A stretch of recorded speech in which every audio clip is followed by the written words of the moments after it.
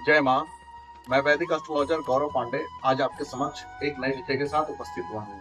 आज का हमारा विषय है कुंडली में बनने वाले तलाक योग, दाम्पत्य को बिगाड़ने वाले नियम की चर्चा करें। दाम्पत्य जीवन में आपकी जन्म पत्रिका में जब आप देखते हैं छोटे छोटे दुर्योग कब आपके दाम्पत्य जीवन में दुष्परिणाम डालने लगते हैं ये आपको पता नहीं चलता। अगर आप उस समय जन्म पत्रिका का सूक्ष्म विश्लेषण करके अपने दाम्पत्य जीवन को मधुरतम बनाने का प्रयास कर सकते हैं।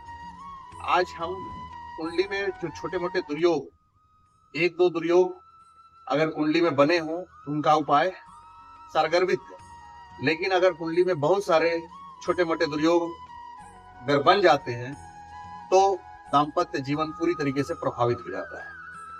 आज उन्हीं के संदर्भ में दाम्पत्य को बिगाड़ने वाले कुछ नियमों की हम चर्चा और संक्षिप्त में विश्लेषण करें। काल पुरुष की कुंडली के अनुसार अगर 7वें भाव में नीच का ग्रह होना, यह 7वां भाव जीवन साथी का भाव होता है। अगर इन भावों में कोई नीच का ग्रह विराजमान हो, जैसे सूर्य तुला राशि में विराजमान हो, यहाँ गिनती की संख्या 7 लिखी हो, यहाँ गिनती की संख्या जो है 7 लिखी हो और यहाँ सूर्य विराजमान, नीच के होने पर दाम्पत्य जीवन प्रभावित होता है। अगर चंद्रमा यहाँ वृश्चिक राशि में विराजमान हो, गिनती की संख्या 8 लिखी हो और चंद्रमा यहाँ विराजमान हो, तो भी दाम्पत्य जीवन में कुछ विसंगतियां रहती।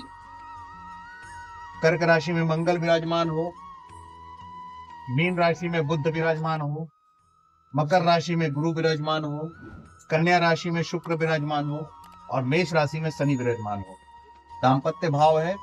यहाँ अगर कोई भी ग्रह नीच राशि में विराजमान है तो दाम्पत्य जीवन में किसी प्रकार की विसंगतियां देखने को अवश्य मिलती। दूसरे सूत्र के संदर्भ में 7वें भाव का स्वामी का नीच हो, अगर यहाँ सप्तमेश भी जो है नीच राशि में विराजमान है तो भी वहां विसंगतियां देखने को मिलेगी। एक तीसरे सूत्र के संदर्भ में 7वें भाव में 6, 8, 12 में से कोई एक स्वामी बैठा हो, जैसे सप्तमेश जो है 6ठे भाव में विराजमान हो, 8म भाव में विराजमान हो या 12 भाव में विराजमान हो, तो भी जो है दाम्पत्य जीवन में विसंगतियां देखने को मिलती है। तलाक योग के निर्माण करता है, दाम्पत्य को बिगाड़ने वाले ये सूत्र बनते।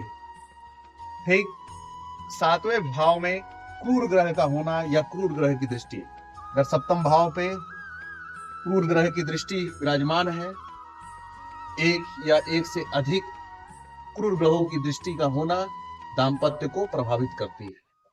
ठीक अगले सूत्र के क्रम में 7वें भाव का पाप कर्तरी में होना, अगर ये भाव पाप कर्तरी में है, पाप कर्तरी का तात्पर्य यहाँ जब दो पाप ग्रह क्रूर ग्रहों के बीच में एक शुभ ग्रह विराजमान हो तो वहां पाप कर्तरी अंश बल से हम ये देखेंगे, ग्रहों का अंश बल से हम पाप कर्तरी को देखेंगे।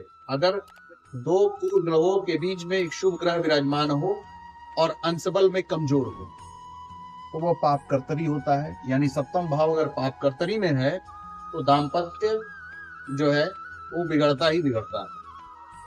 नवमांश के लग्न में जब भी हम लग्न कुंडली को देखते हैं तो इसके साथ साथ अगर जीवन साथी के बारे में अगर विचार कर रहे हैं तो D9 कुंडली को अवश्य देते हैं। तो नवमांश कुंडली के लग्न या चतुर्थ भाव का पीड़ित होना, उसमें हम लग्न और चतुर्थ भाव इन दोनों भावों को देखेंगे। अगर इसमें क्रूर ग्रह का प्रभाव हो, क्रूर ग्रह की दृष्टि हो, लग्न पीड़ित हो, लग्न पे क्रूर ग्रहों का प्रभाव हो, क्रूर ग्रहों की दृष्टि हो, किसी कारण से भी लग्न और चतुर्थ अगर पीड़ित हैं तो दाम्पत्य जीवन बिगड़ता है। ठीक इसी क्रम में नवमांश 12 भाव का भी पीड़ित होना, जीवन साथी का भाव है और 12 भाव जो है सैया सुख का भाव माना जाता है। अगर ये भाव भी पीड़ित है तो दाम्पत्य जीवन पूरी तरीके से प्रभावित होता है। ठीक इसी क्रम में कुंडली का मांगलिक होना, दाम्पत्य जीवन में बिगाड़ने में मांगलिक होना, कुंडली में मांगलिक दोष का बनना भी एक महत्वपूर्ण कारण माना जाता है। ठीक इसी क्रम में मांगलिक अगर उग्र या तीक्ष्ण नक्षत्र में, कुंडली में अगर उग्र या तीक्ष्ण नक्षत्र में हो, अगर मांगलिक है और उग्र और तीक्ष्ण नक्षत्र में है, तो बिल्कुल दाम्पत्य जीवन पूर्णतः दोषपूर्ण माना गया। वहां तलाक योग पूर्णतः जो है फलित होते हैं, बनते ही बनते हैं।